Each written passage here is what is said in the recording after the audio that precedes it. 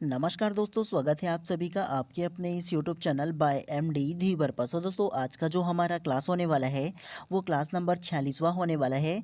और आज के क्लास का जो हमारा विषय रहने वाला है वो हिंदी भाषा रहने वाला है। और आज के क्लास का जो हमारा टॉपिक रहने वाला है वो मैराथन क्लास आप लोगों का टेस्ट सीरीज 5वां रहने वाला है। तो आप लोगों को क्या करना है, मैं आप लोगों के लिए टोटल 30 प्रश्न लेकर के आया हूँ। जिस प्रकार से आप लोगों का सीजी टेट एग्जाम में जो प्रश्न पूछा जाता है, ठीक उसी प्रकार से आप लोगों का जो क्वेश्चन है वो लेकर के आऊँ। तो ध्यानपूर्वक आप लोगों को पढ़ना है और लास्ट में ज़रूर बताइएगा कि इन 30 प्रश्नों में आप लोगों का कितना सही हुआ, ये ज़रूर आप लोग मेरे को बताइएगा, ठीक है।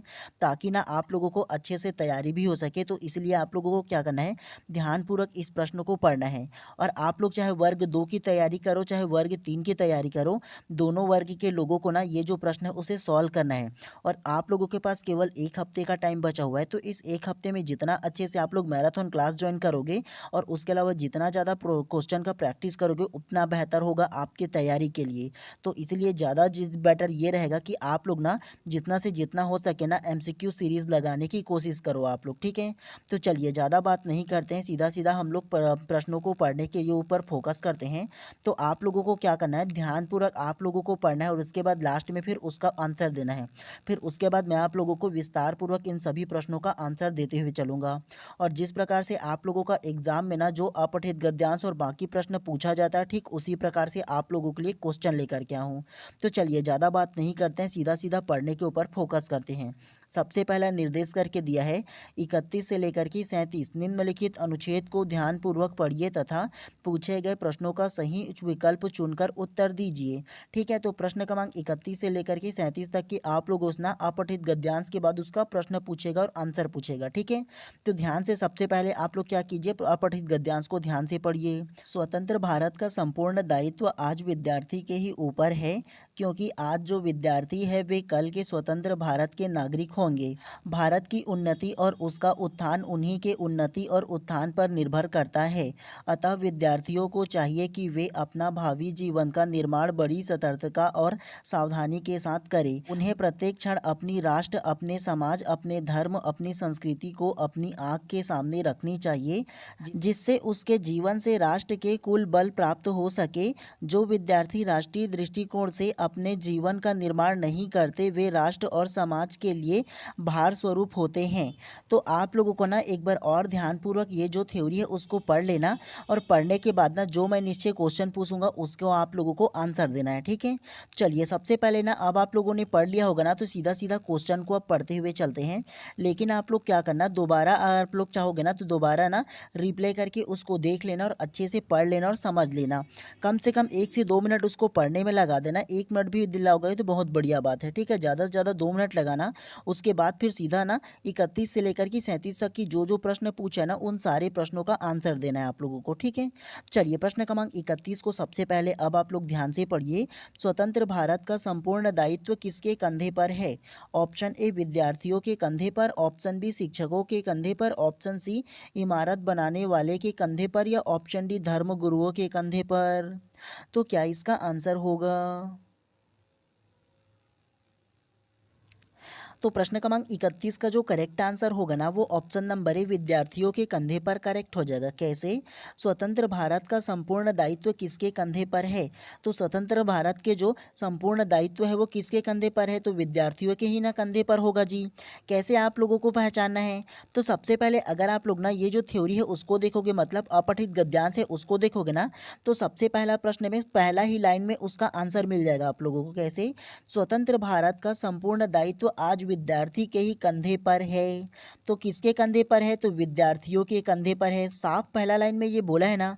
और प्रश्न में भी क्या बोला है देखो, स्वतंत्र भारत का संपूर्ण दायित्व किसके कंधे पर है? तो ऑप्शन ए विद्यार्थी के कंधे पर ही ना हो जाएगा जी। ऐसे पढ़ोगे तो ही ना आप लोगों के लिए ईजी हो जाएगा।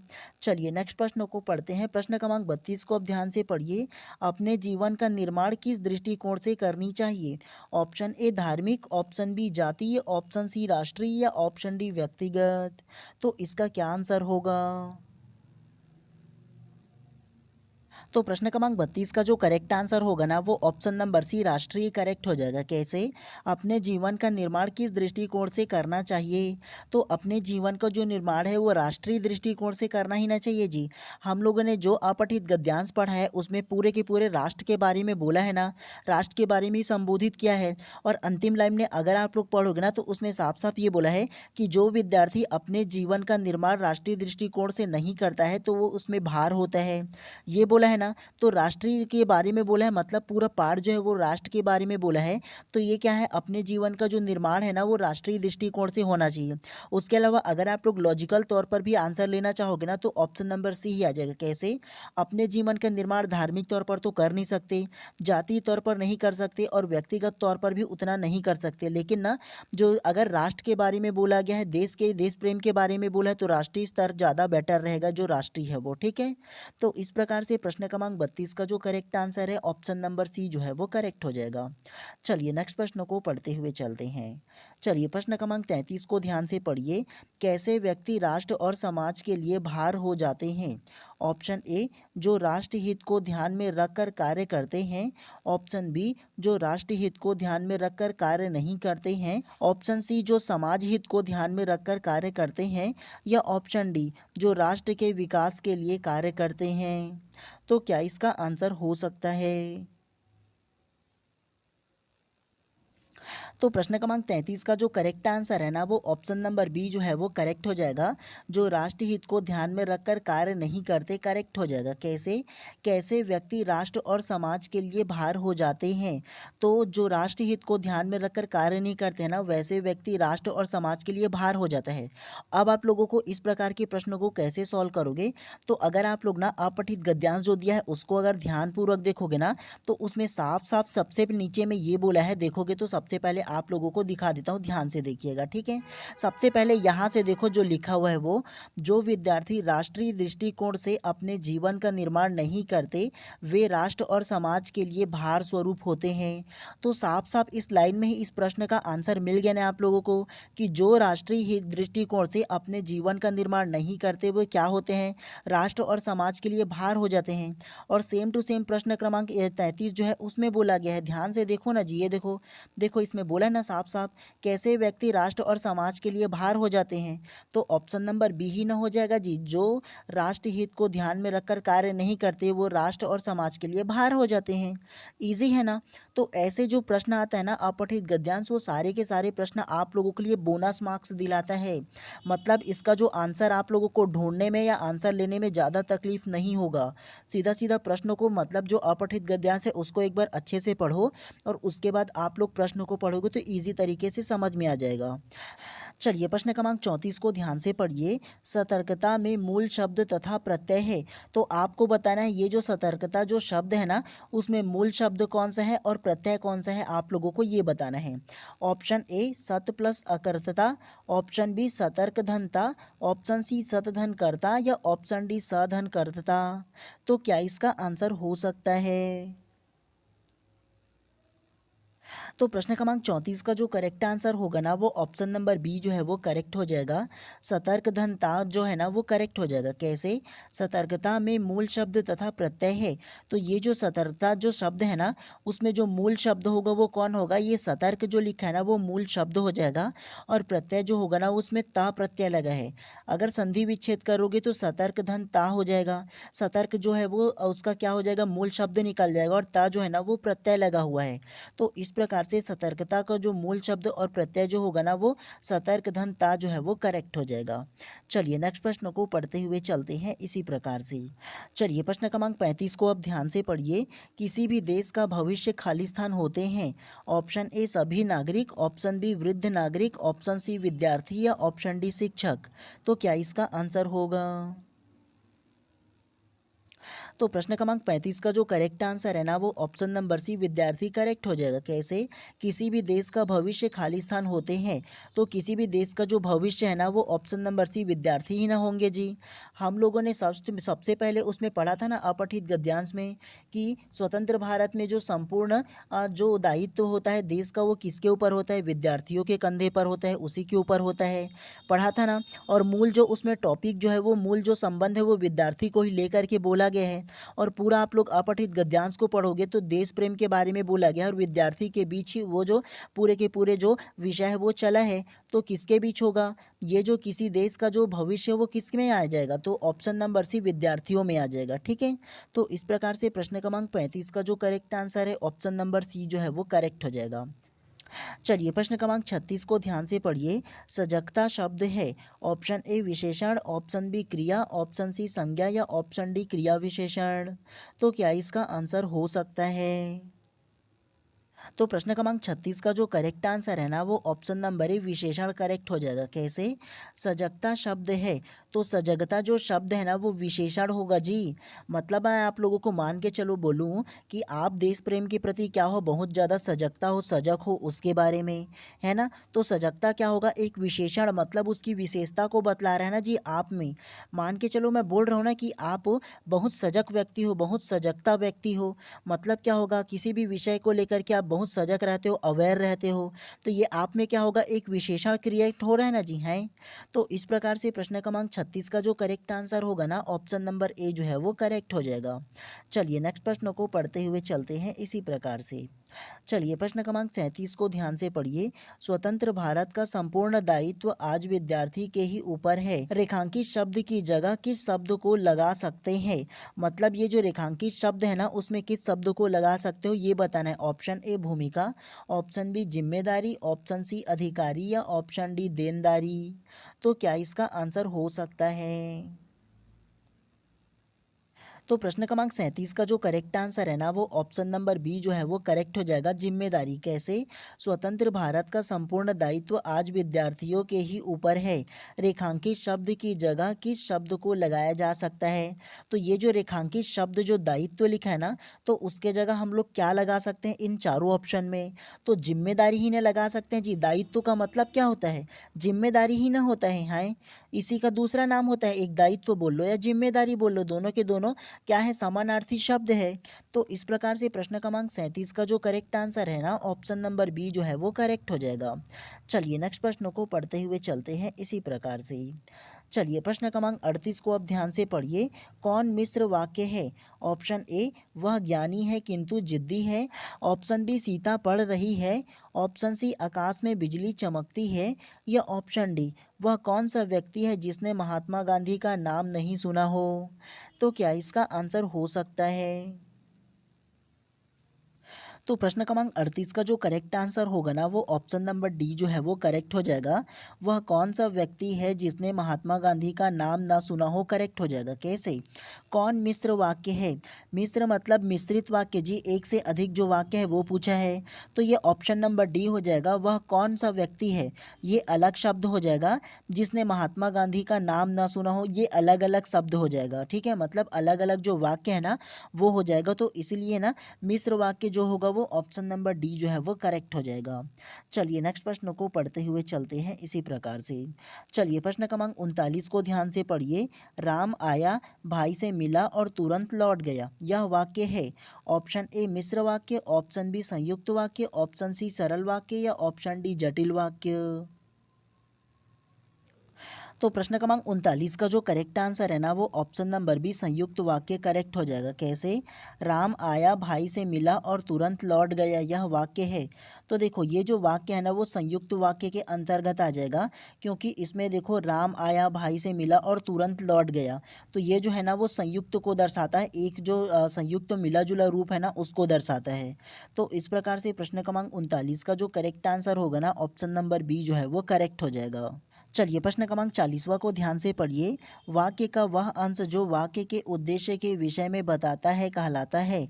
ऑप्शन ए विधेय, ऑप्शन बी विस्तारक, ऑप्शन सी वाचक या ऑप्शन डी उपवाक्य। तो क्या इसका आंसर होगा?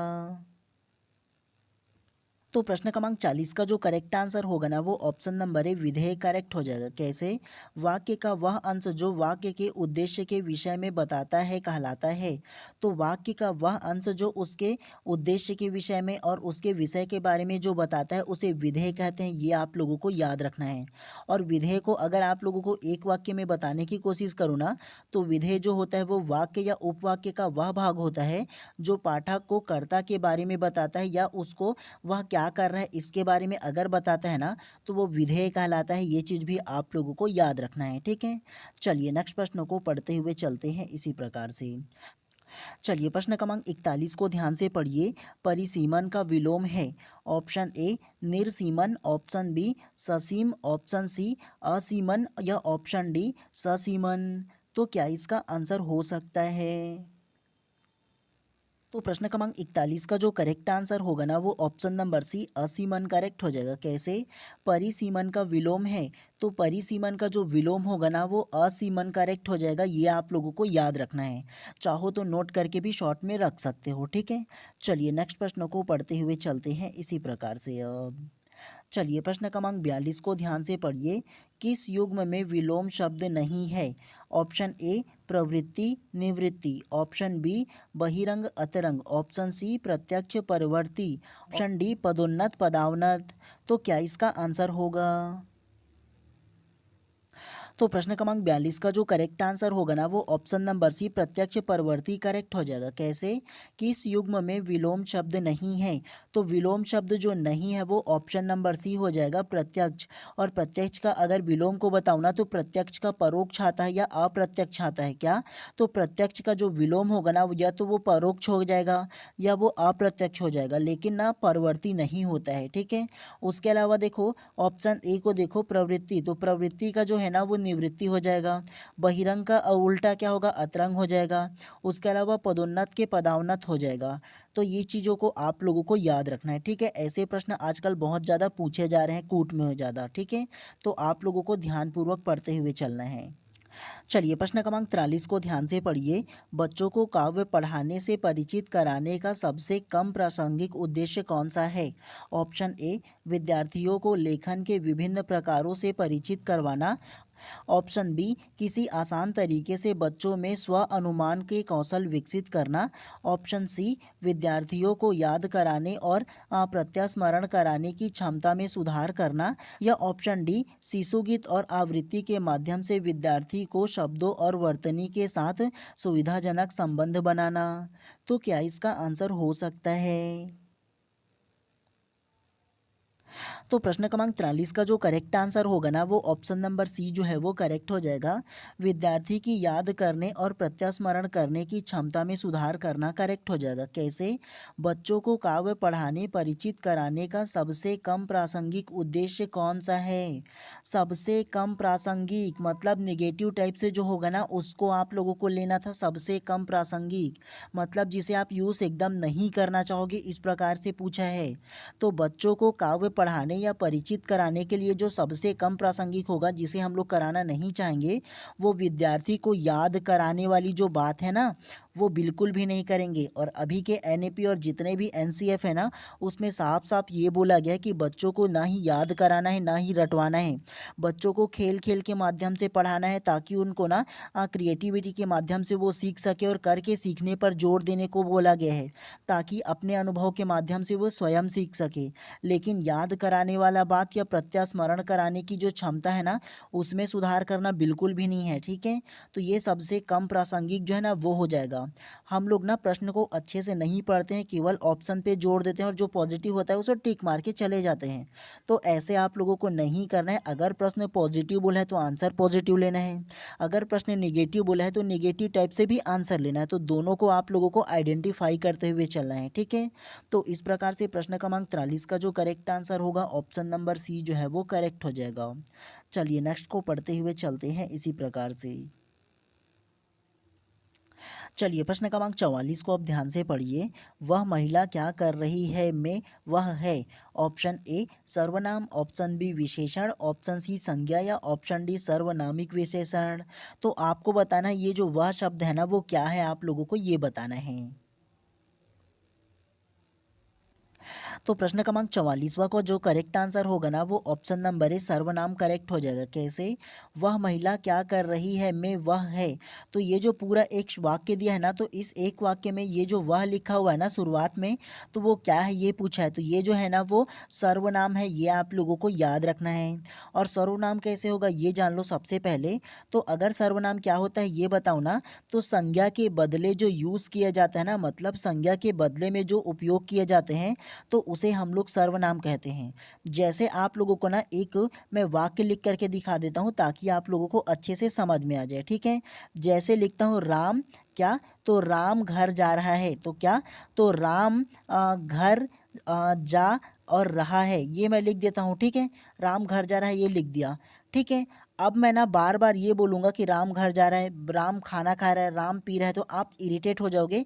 और उसमें क्या होता है ना, तो देखो संज्ञा ये क्या होगा, राम जो है वो संज्ञा हो जाएगा।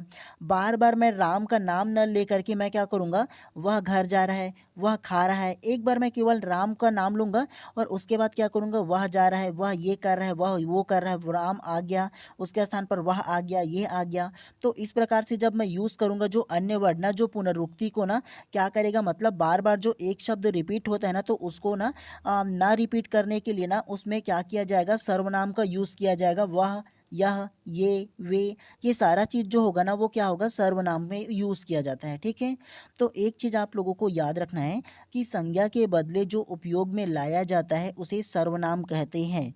और बार बार ना जो शब्द रिपीट होता है उससे बचने के लिए सर्वनाम का यूज़ करते हैं, ये भी आप लोगों को याद रखना है, ठीक है। तो इस प्रकार से प्रश्न क्रमांक 44 का जो करेक्ट आंसर होगा ना, ऑप्शन नंबर ए जो है इसमें करेक्ट हो जाएगा।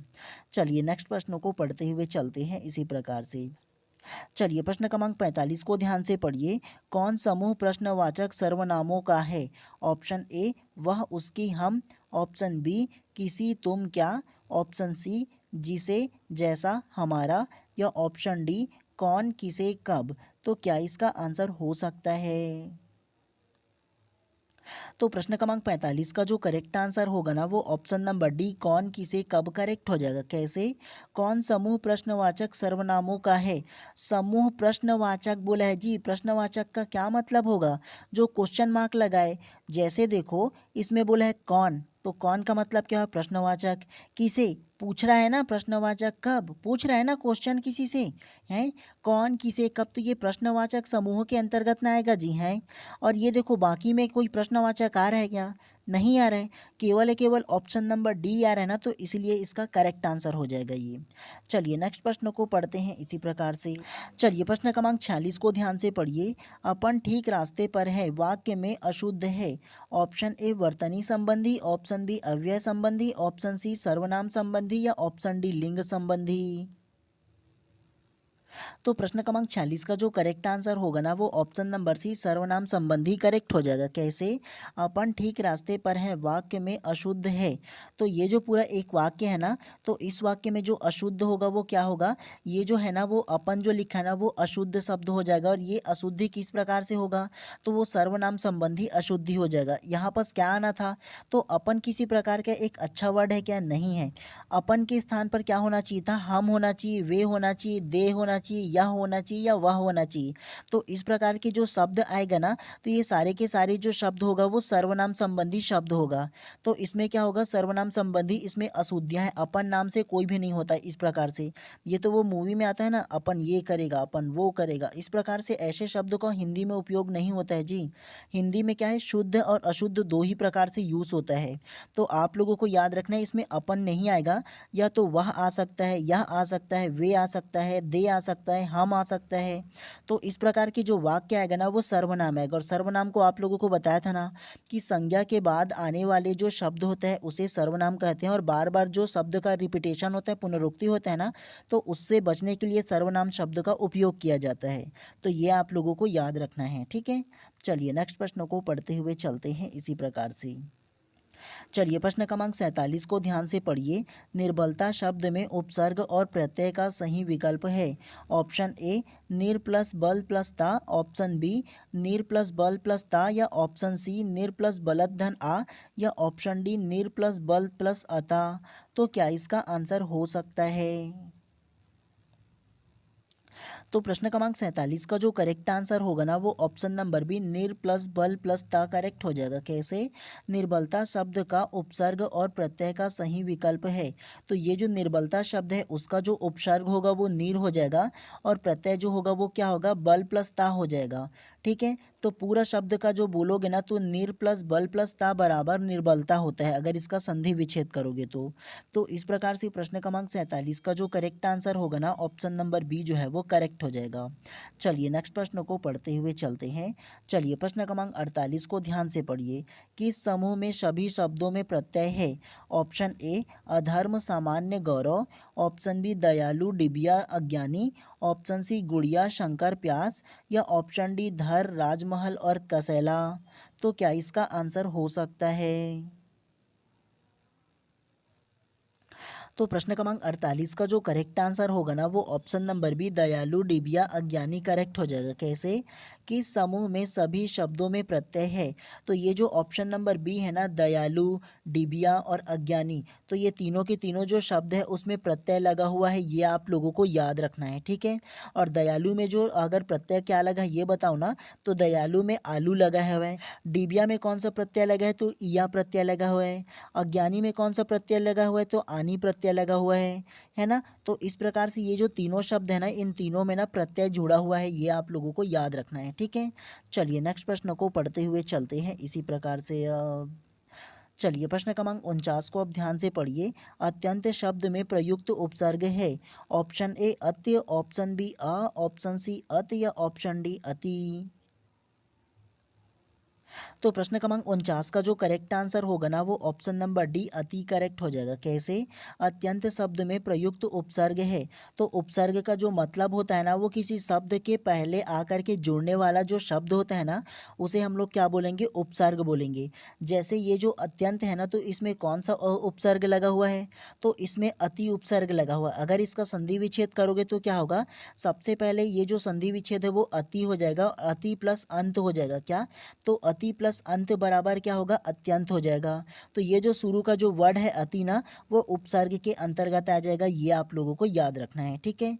अगर आधा ता है ना तो वो पूरा छोटी की मात्रा में ता आप लोगों को लेना है, ये चीज़ भी आप लोगों को समझना है। प्रैक्टिकल्स करते हुए मतलब प्रैक्टिकल करते हुए आप लोगों को समझना है, ठीक है। चलिए प्रश्न क्रमांक 50 को ध्यान से पढ़िए। पठन में वर्ण संकेत है।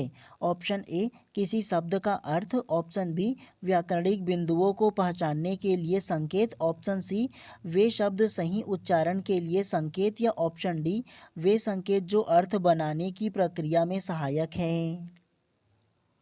तो प्रश्न क्रमांक 50 का जो करेक्ट आंसर होगा ना वो ऑप्शन नंबर डी जो है वो करेक्ट हो जाएगा।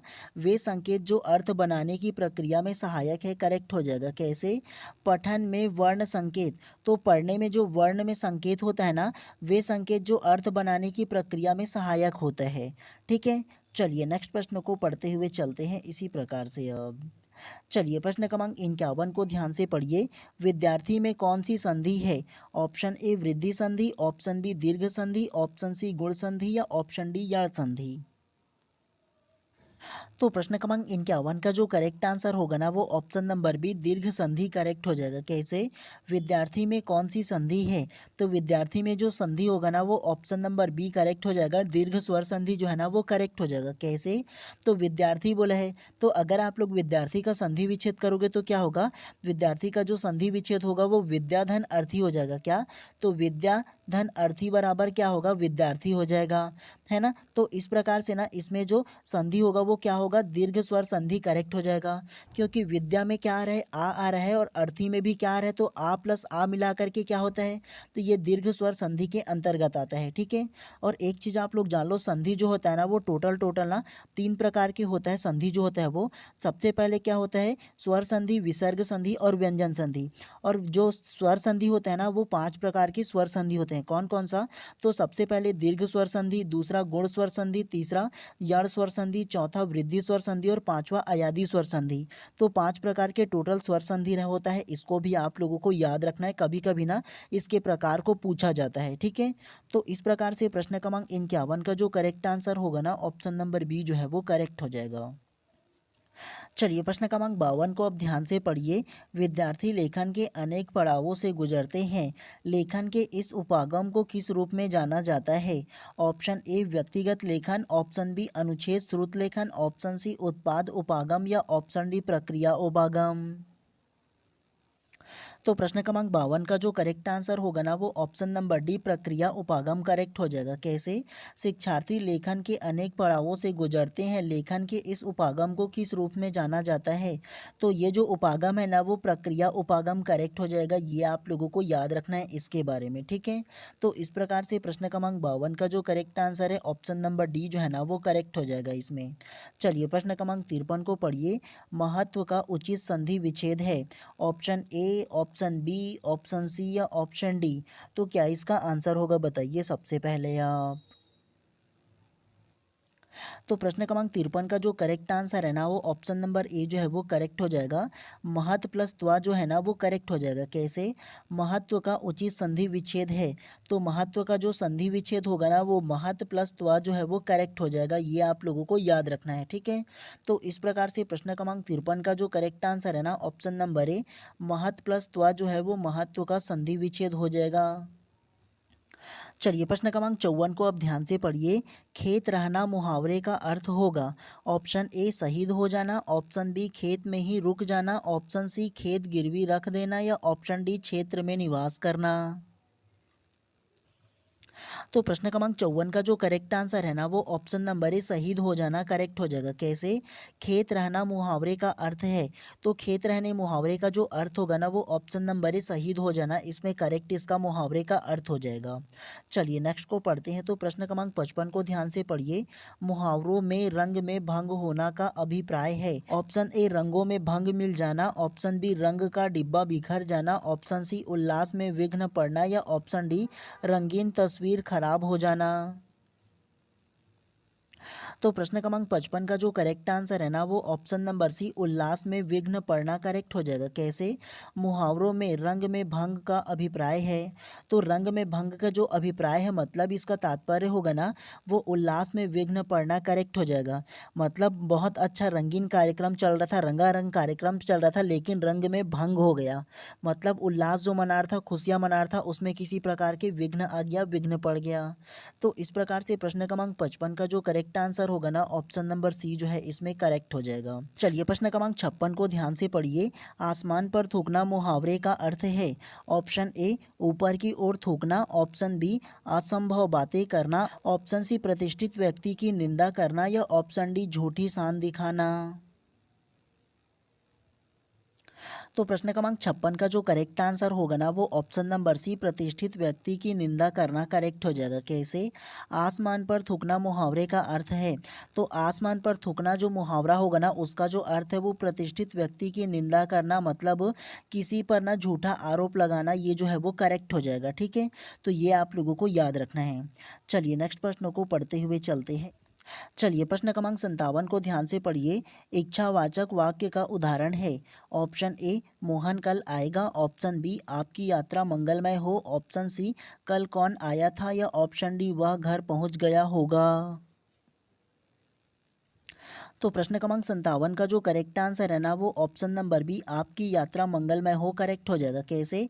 इच्छावाचक वाक्य का उदाहरण है, इच्छा मतलब आपकी जो इच्छा चाहेगा जी, फ्यूचर वाली बात किया गया इच्छावाचक का मतलब। तो क्या होगा इसका आंसर? आपकी यात्रा मंगलमय हो, मतलब ये जो एक व्यक्ति है वो दूसरे व्यक्ति को क्या बोल रहा है या अपने इच्छा बोल रहा है ना कि आपकी यात्रा मंगलमय हो, आपको शुभकामनाएं दे रहे हैं ना जी ये। तो इच्छावाचक वाक्य जो है वो ऑप्शन नंबर बी जो है ना वो करेक्ट हो जाएगा। चलिए नेक्स्ट प्रश्नों को पढ़ते हुए चलते हैं इसी प्रकार से अब। चलिए प्रश्न क्रमांक 58 को ध्यान से पढ़िए। योगात्मक आकलन का क्या उद्देश्य है?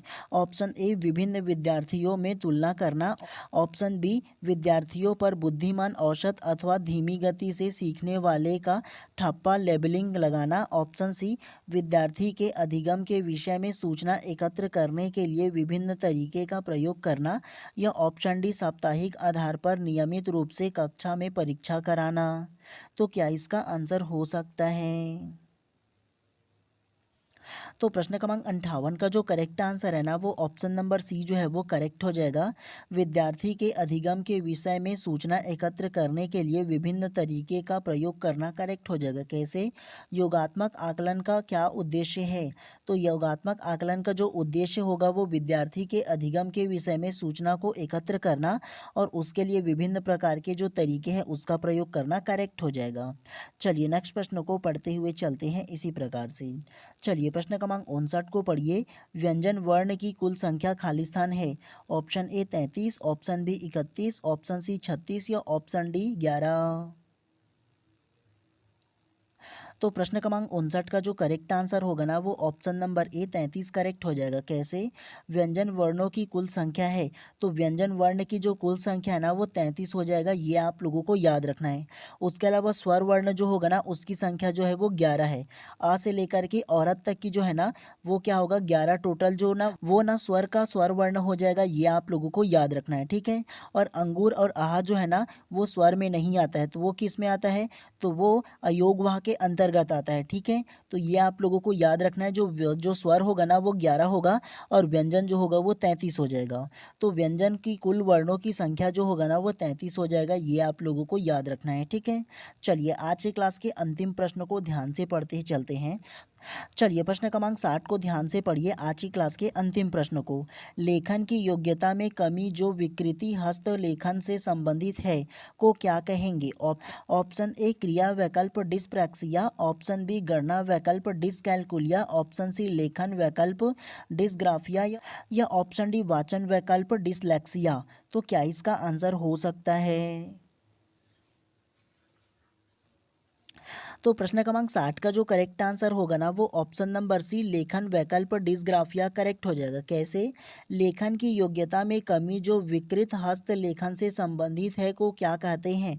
तो प्रश्न क्रमांक 60 को अगर आप लोगों को सरल तरीके से समझाओ ना तो लेखन संबंधी जो डिस योग्यता मतलब जो लेखन संबंधी जो डिसीज है, जो बीमारी है, उसको क्या कहते हैं? मतलब अगर किसी बच्चों को लिखने में किसी प्रकार की बार बार त्रुटि होगा ना लिखने में, तो लेखन संबंधी जो डिसीज़ है ना उसको डिसग्राफिया कहते हैं, ये आप लोगों को याद रखना है। ठीक है। और आप लोगों को कैसे समझना है और कैसे याद रखना है ये बताओ ना। तो हम लोग ग्राफ कैसे बनाते हैं? ग्राफ जो है ना वो इस प्रकार से लिख लिख कर बनाते हैं।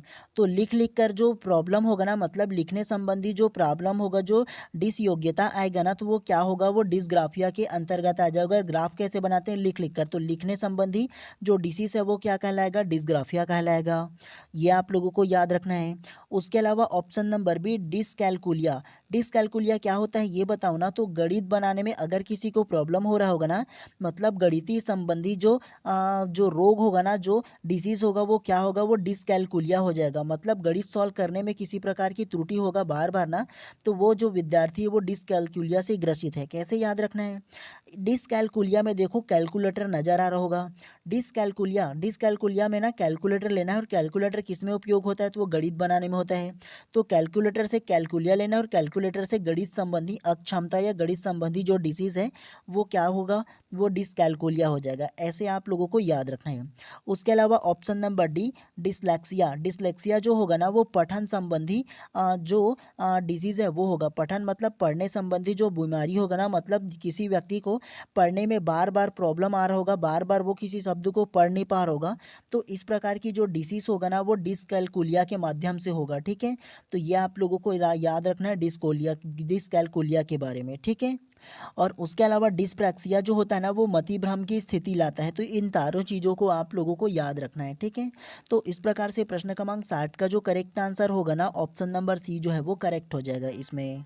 तो चलिए आज की इस क्लास को यहीं पर समाप्त कर देते हैं। और अगर आप लोग चैनल पे न होंगे तो चैनल को सब्सक्राइब कर देना और बेल आइकन को दबा देना, ताकि इसी प्रकार से जब भी मैं ना कंटिन्यू क्लास लेकर आऊँ तो प्रॉपर टाइम पे आप लोगों को उसका नोटिफिकेशन मिल पाए। तो इसलिए ज़्यादा जरूरी है कि आप चैनल को सब्सक्राइब कर दीजिएगा। ठीक है।